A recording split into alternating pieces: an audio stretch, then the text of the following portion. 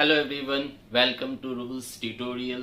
Today we will discuss one numerical from the chapter Electrochemistry related to Faraday's law of electrolysis.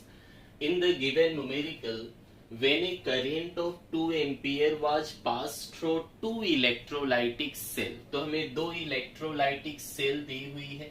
Suppose ये एक electrolytic cell है A और ये एक electrolytic cell है B. सो ए और बी के अंदर क्या है, तो एक के अंदर दिया है जिंक सल्फेट, तो A contains zinc sulphate and B contains copper sulphate. तो ए में जिंक सल्फेट है, बी में कॉपर सल्फेट है and 2 ampere of current was pass through them. तो हमें 2 एम्पियर ऑफ करेंट दिया हुआ है.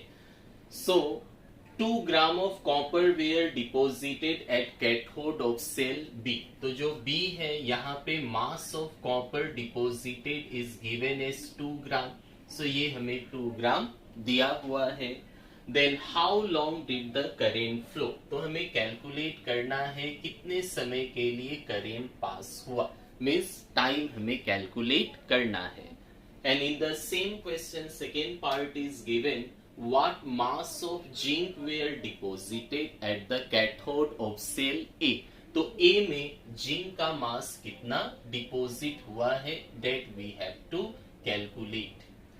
So mass of copper deposited is given as 2 gram. So mass of zinc कितना होगा.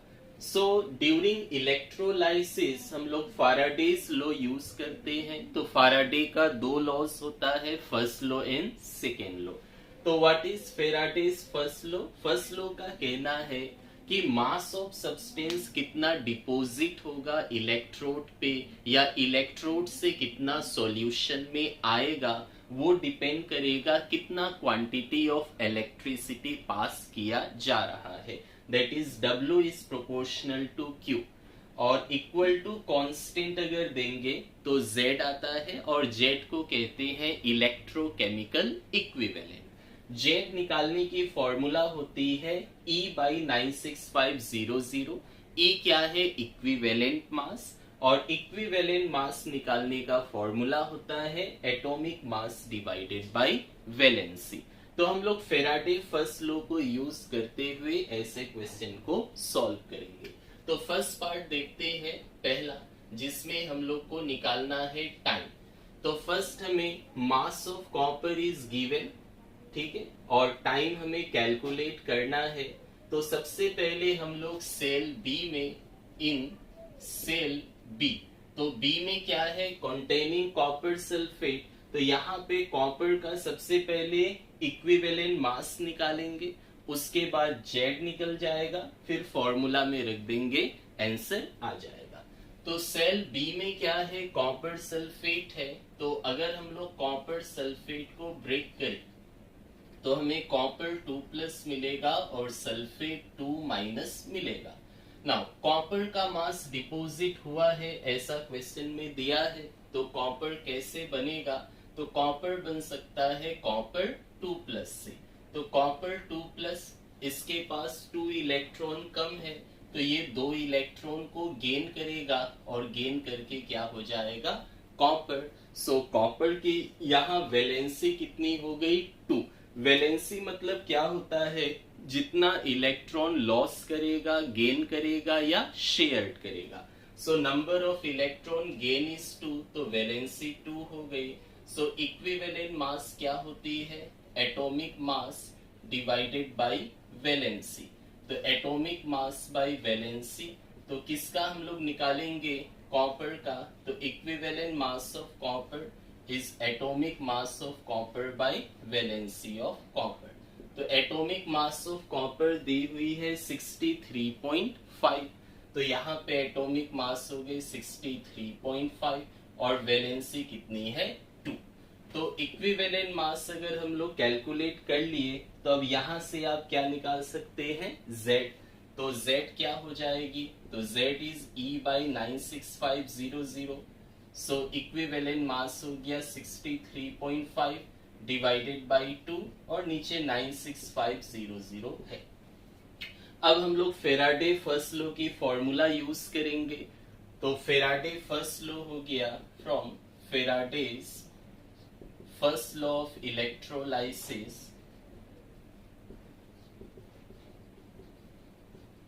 तो फॉर्मूला के हिसाब से W equal to Z Q होता है। So Z Q, now Q can be written as I into T. Q जो है चार्ज है, और चार्ज क्या होता है, करेंट इंटू टाइम। तो since Q equal to I into T है, नाउ वैल्यूज पुट करें W। So mass of copper deposited is 2 gram, because हम लोग सेल बी लिए हैं जिसके अंदर कॉपर सल्फेट है। So W is given as 2। Now Z already हम लोग निकाल चुके हैं 63.5 by 2 into 96500 into I. Current हमें कितना दिया हुआ है, 2 ampere. So current is given as 2 ampere और टी हमें कैलकुलेट करनी है।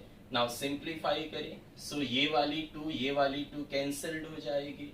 सो T will be equal to कितना होगा, ये डिवाइड से इधर आके इंटू हो जाएगा। सो 2 इंटू 96500 और ये 63.5 डिवाइड में आ जाएगा। सो इसको सिंप्लीफाई करेंगे, then 3039.37 second will be the answer. तो फर्स्ट पार्ट का आंसर हमें मिला time 3039.37 second using Faraday's first law of electrolysis. Now second दिया है मास ऑफ जिंक कितना डिपॉजिट होगा इन सेल ए। तो अगर एक का मास दिया है लाइक कॉपर 2 ग्राम डिपॉजिटेड, और सेकेंड का मास पूछा है, तो अगर 2 इलेक्ट्रोलाइटिक सेल के लिए हम लोग फॉर्मूला यूज करना चाहते हैं, then we will use Faraday's second law of electrolysis. और सेकेंड लॉ का कहना है कि जो भी मास डिपॉजिट होगा या लिबरेट होगा, that is directly proportional to their equivalent mass, that is W is proportional to E। तो हम लोग लिख सकते हैं W1 by W2 equal to E1 by E2 by proportionality। Now use करें फेराडे सेकेंड लॉ की formula. तो from Faraday second law, ये केस 2 के लिए सेकेंड पार्ट के लिए हम लोग निकालेंगे। तो इसमें हम लोग यूज करेंगे Faraday's second law.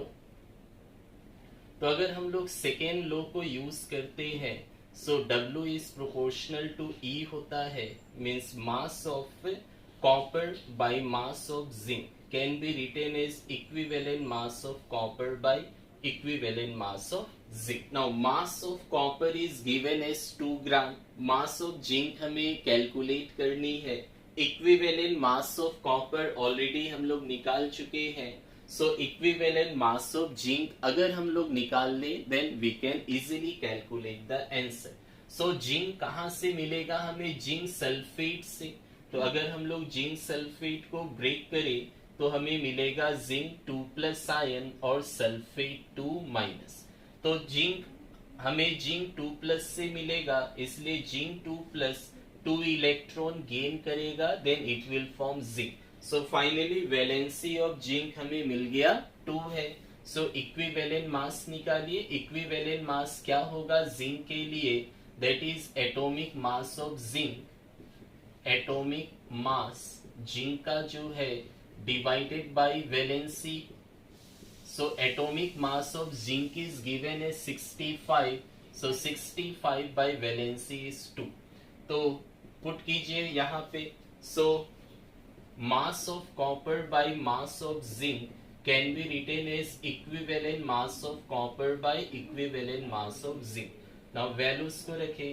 mass of copper is 2, mass of zinc हमें कैलकुलेट करनी है। equivalent mass of copper is 63.5 by 2 है, और equivalent mass of zinc is 65 by 2। now simplify कीजिए। so 2 by WZN equal to this 2 get cancelled, तो 63.5 divided by 65। now cross multiply। so mass of zinc कितना होगा, तो ये इधर so 2 by 63.5 और 65 इधर आकर के into हो जाएगा। so simplify करें, 2.047 ग्राम will be the final answer. तो ओवरऑल अगर हमें एक इलेक्ट्रोलाइटिक सेल के लिए, एक जैसे सेल बी में कॉपर सल्फेट था, तो एक इलेक्ट्रोलाइटिक सेल के लिए फॉर्मूला यूज करनी हो देन फैराडे फर्स्ट लॉ, और अगर हमें दो इलेक्ट्रोलाइटिक सेल के लिए यूज करना है या दो से ज्यादा, then we will use Faraday second law of electrolysis. Thank you.